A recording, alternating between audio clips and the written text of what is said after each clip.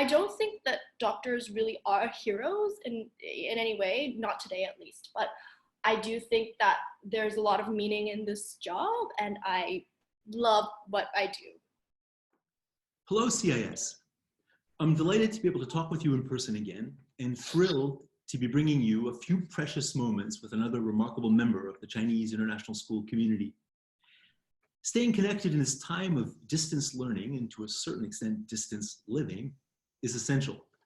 And there's simply no better way to be reminded of why we've all chosen to be part of the CIS family, and truly no greater inspiration in the present circumstances than to hear from and see one of our own. This week, I'm deeply honored to have an opportunity to present to you our alumna, Nicole Tanner. Good afternoon, Nicole. Good afternoon. Thank you so much for having me today.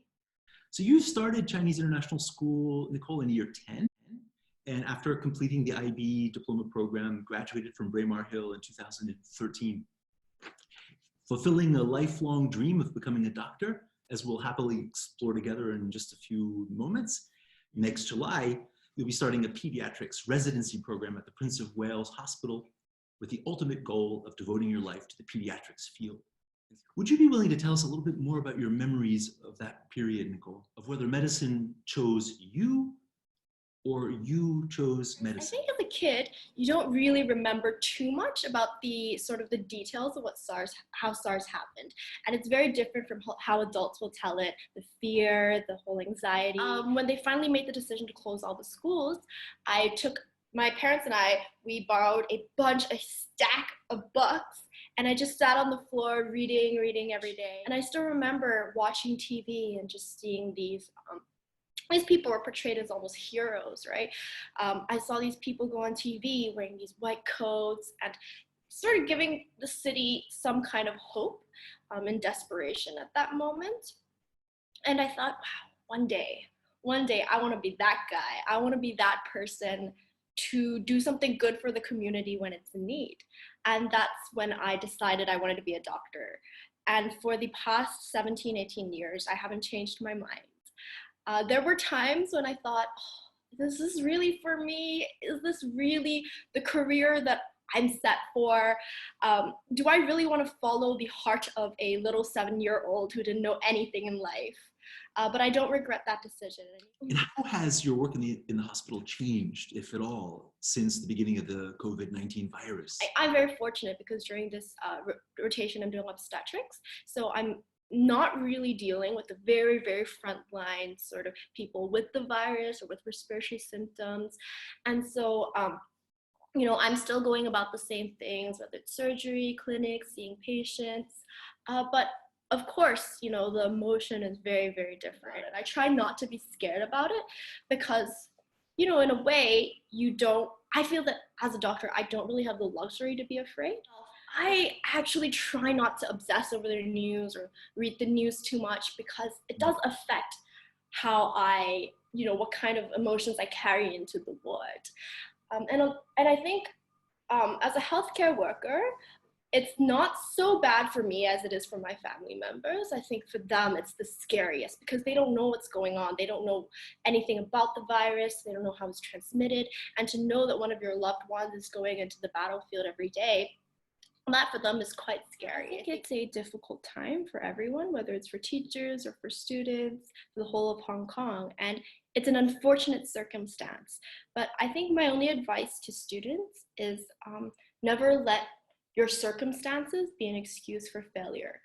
I think that unfortunate things will happen to you. You can always dwell on the fact that, oh, if I had done IB last year, I wouldn't have had this whole mess and I would be able to go to school and maybe I could have done better. But I think that it's important to take this circumstance and think about what you can do to make it work, basically. I think that, for myself at least, there were times when I thought, this thing happened to me, therefore I am less likely to do better. Or I used to sometimes think when I was younger, no one in my family is a doctor, and I have so many classmates whose parents are specialists and they could be teaching their kids at home. But what I realized is that when I'm seeing a patient with cancer, or there's a child who's wheezing from asthma, or if I'm at someone's deathbed, the patient actually doesn't care about what circumstances that you've been through or what kind of unfortunate thing that happened to you. But what they care about is how you can help them and how you can be there for them. And I think that right now, no matter what the circumstances, I would encourage students really to push forward to make the situation work for you. I remember one of the experiences I had just last week was, so we had a patient who needed a crash cesarean section.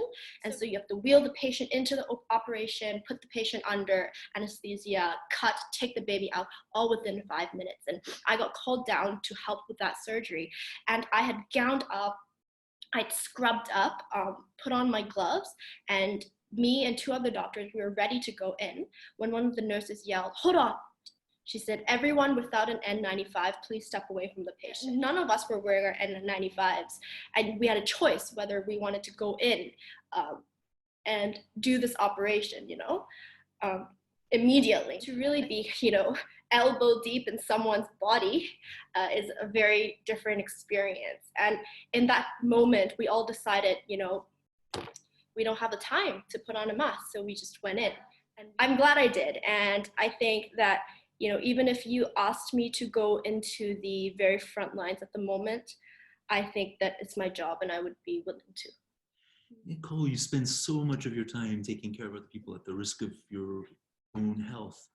What do you do to take care of yourself? Yeah, I'm actually really glad you asked this question, because for me, mental health and taking breaks, it's a really, really big part of what has gotten me here today and something that I care a lot about. I think students nowadays tend to think that the only way you succeed is, working 10,000 hours on one thing, the 10,000 hour rule. But I think that's so wrong. There's so many things that are wrong about, just doing something over and over again without taking breaks. I remember that initially in the first 2 years of medical school, I carried that kind of mentality where I thought, the only reason I'm going to be a doctor, I'm going to be, the best, is if I sit in the library for 20 hours straight. And at a certain point, I think I did break. And I wasn't productive anymore. Everything that I was studying, it just kind of blanked out. I didn't remember anything that I was reading anymore. So eventually, after a while, I learned that the most effective thing was actually taking my work in little bits and actually giving myself time to absorb the information in the middle. In terms of how I take breaks, I like to take what I call micro breaks and macro breaks. Micro breaks would be during the day. I'd take 15, 20 minutes off during my studying to go somewhere, maybe take a walk, get some fresh air. And macro breaks would be maybe every month or every few days, I would need one whole day to myself. It's the long run. You really need those breaks to be able to sustain yourself for such a long time. As you know, we have 1,500 students here on Braemar Hill, and many of them, maybe even at 7 years old, like you, when you were back in 2003, right, encountered those images of doctors, are touched by the example that they find in others. And I know that we have students who are in the upper years of the secondary school who are really committed to becoming doctors. And your words to them as someone who's in some sense still in the practice of studying to become a doctor, Yeah. you are at the same time now a doctor in the hospital, as you were describing earlier on, with incredible responsibility. It's just so moving for our young people to hear from you, and we're really, really thankful. And so, dear students and alumni and parents and colleagues and friends of Chinese International School, I'm quite sure you have been as touched as I have by these few moments with Nicole Tanner. And Nicole, once again, from the bottom of our hearts, thank you to you. Best wishes to everyone. Thank you so much. Thank you.